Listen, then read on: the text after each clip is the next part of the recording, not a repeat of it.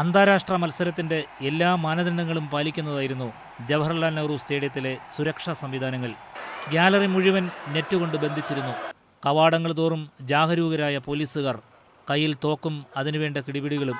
ഒറ്റ നോട്ടത്തിൽ 100-ൽ 200 മാർക്ക് കൊടുക്കാൻ തോന്നിപ്പോകും. കേരള പോലീസിന് ഇത്ര ശാസ്ത്രീയമായി സുരക്ഷ ഒരുക്കാൻ കഴിയുമോ എന്ന് അതിശയിച്ചു പോയ നിമിഷങ്ങൾ. പ്രധാന കവാടങ്ങളെല്ലാം സീൽ ചെയ്തതുപോലെ ഭദ്രം. ഈച്ചയ്ക്ക് പോലും അനുവാദമില്ലാതെ അകത്ത് കിടക്കാനാവില്ല.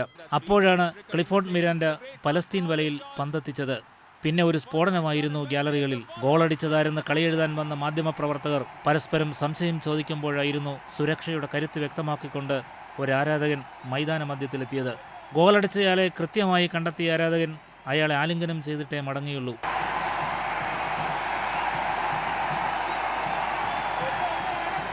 നമ്മുടെ ശക്തമായ സുരക്ഷാ സംവിധാനത്തിന് കാര്യം മനസ്സിലാക്കാൻ പിന്നെയും സമയമെടുത്തു.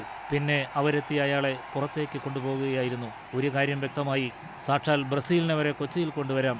സുരക്ഷയുടെ കാര്യത്തിൽ ആശങ്ക വേണ്ട. അത്രയ്ക്ക് ഭദ്രമാണെല്ലാം. Sports desk, India vision.